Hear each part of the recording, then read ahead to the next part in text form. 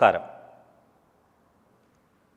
ഇന്ന് നമുക്ക് ചൊവ്വാദശ, ചൊവ്വയുടെ അപഹാര കാലഘട്ടം, ഈ കാലഘട്ടത്തിൽ നാം ലളിതമായിട്ട് എന്തൊക്കെ പരിഹാരം ചെയ്യാം എന്ന് ചിന്തിക്കാം.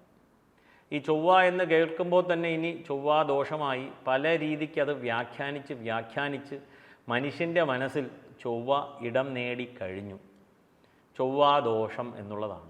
പാവം ചൊവ്വ എവിടെയോ ഇരിക്കുകയാണ്. ചൊവ്വ ഒരു തെർമോമീറ്ററാണ്. നാം ചെയ്ത ദുഷ്പ്രവൃത്തിയുടെ ഫലത്തെ ചൊവ്വ എന്ന ഗ്രഹം കാണിച്ചു തരികയാണ്. ഇത് നമ്മൾ മനസ്സിലേറ്റുവാനായിട്ട് സാധിക്കുന്നില്ല. കാരണം നമ്മൾ ചൊവ്വയെ അധിക്ഷേപിച്ചാൽ മതിയല്ലോ. ചൊവ്വയാണ് ഈ ദോഷത്തിന് കാരണം എന്നുള്ളത്. എന്തുകൊണ്ട് ചൊവ്വ ഈ ദോഷത്തെ കാണിച്ചു തന്നു?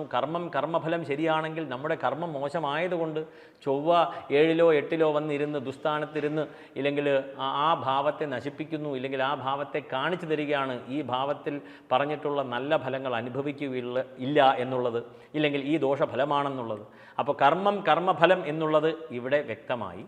അതിനെ നാം അതിജീവിക്കുവാനായിട്ട് ചൊവ്വാദശാ കാലഘട്ടങ്ങളിൽ ഇല്ലെങ്കിൽ അതാത് ദശയിൽ അതാത് ഗ്രഹങ്ങൾ കാണിച്ചു തരുന്ന ദേവതകളെ പ്രാർത്ഥിച്ച് മന്ത്രജപം ചെയ്ത് അതിനനുസരിച്ചുള്ള ഒരു ശീലം വളർത്തി അതിനെ നേരിടുവാനായിട്ട് മനുഷ്യൻ ശ്രമിക്കുകയാണ്.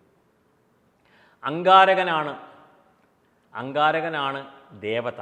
ഗ്രഹം ചൊവ്വ എന്ന് പറയും, ഗ്രഹദേവത അങ്കാരകൻ.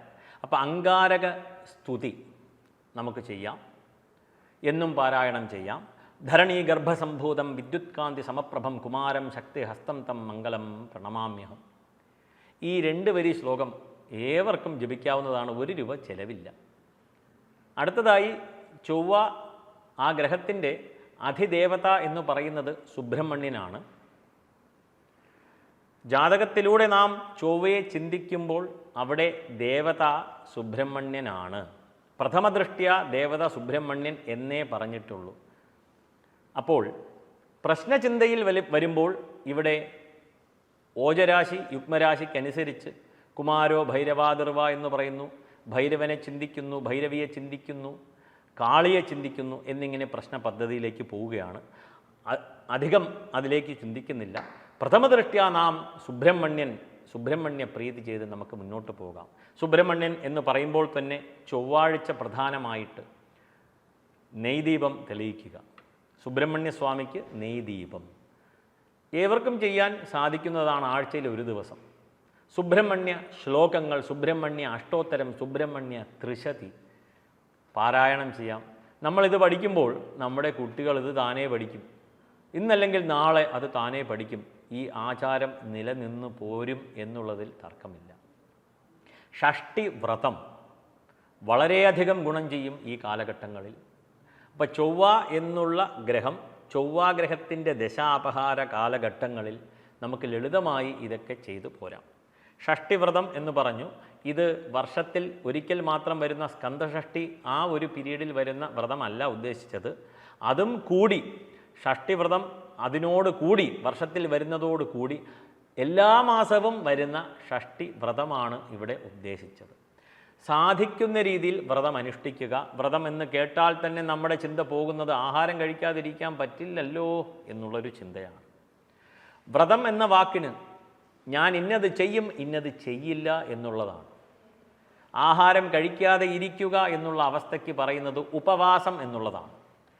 വ്രതം നമ്മൾ അതിനെ കടപിടിക്കുമ്പോൾ, വ്രതം അനുഷ്ഠിക്കുമ്പോൾ ഉപവാസം എന്നുള്ളത് അതിൻ്റെ ഒരു ഭാഗമാണ്. അല്ലാതെ വ്രതം ഉപവാസം മാത്രമാണ് എന്നുള്ളതല്ല. ഷഷ്ടിവ്രതം ഇരിക്കുമ്പോൾ ഞാൻ ഒന്നും കഴിക്കാതെ ഇരിക്കുന്നു, ഉപവാസം ഇരിക്കുന്നു, ഫലം ലഭിക്കുമോ എന്ന് ചോദിച്ചു കഴിഞ്ഞാൽ ചിന്തനീയമാണ്. കാരണം അന്ന് ഷഷ്ടി ദിവസം സുബ്രഹ്മണ്യനെ പ്രാർത്ഥിക്കണം, സുബ്രഹ്മണ്യനെ ഭജിക്കുക എന്നുള്ളൊരു വാക്ക് നാം മറന്നു പോവുകയാണ്. അതിനെ മാറ്റിവെച്ചിട്ട് രാവിലെ മുതൽ വൈകിട്ട് വരെ ഇല്ലെങ്കിൽ 1 ദിവസം പൂർണ്ണമായിട്ടും ഉപവാസം ഇരുന്ന് ഷഷ്ടിവ്രതം എടുത്തു കഴിഞ്ഞു എന്ന ഒരു ചിന്തയോടുകൂടി മനുഷ്യൻ മുന്നോട്ട് പോവുകയാണ്. ആ വ്രത ദിവസം ഞാൻ ഇന്നത് ചെയ്യും ഇന്നത് ചെയ്യില്ല. സുബ്രഹ്മണ്യനെ ഭജിക്കണം, രാവിലെ എഴുന്നേൽക്കണം, ക്ഷേത്രത്തിൽ പോകണം, ഇല്ലെങ്കിൽ വീട്ടിൽ ആ ദേവനെ ഉപാസിക്കണം എന്നിങ്ങനെ കുറേ കാര്യങ്ങളുണ്ട്. സാധിക്കുന്ന രീതിയിൽ അത് ചെയ്തു പോരുക. അവനവന് ചെയ്യുവാൻ സാധിക്കുന്നതാണ്, അതുമാത്രമേ നമുക്ക് ചെയ്യുവാൻ സാധിക്കുകയുള്ളൂ. അല്ലാതെ വേറൊരാൾ മുഴുവനായിട്ടും പട്ടിണി കിടന്നു, അതുപോലെ ഞാൻ ചെയ്യാൻ ആദ്യത്തെ ദിവസം ശ്രമിച്ചാൽ വ്രതം എടുക്കാൻ പറ്റില്ല. പതുക്കെ പതുക്കെ പതുക്കെ അതിൻ്റെ കാഠിന്യം, വ്രതത്തിൻ്റെ കാഠിന്യം കൂട്ടുക എന്നുള്ളത്. അപ്പോൾ ഇവിടെ നാം മനസ്സിലാക്കിയത് സുബ്രഹ്മണ്യ ഭജനമാണ്.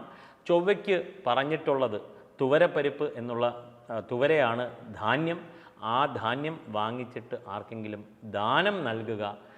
ക്വാണ്ടിറ്റി ശാസ്ത്രങ്ങളിൽ പറഞ്ഞിട്ടില്ല. എത്ര അളവ് ദാനം കൊടുക്കണം എന്ന് ചോദിച്ചു കഴിഞ്ഞാൽ അവരവരുടെ കഴിവിനനുസരിച്ച് ദാനം നൽകുക.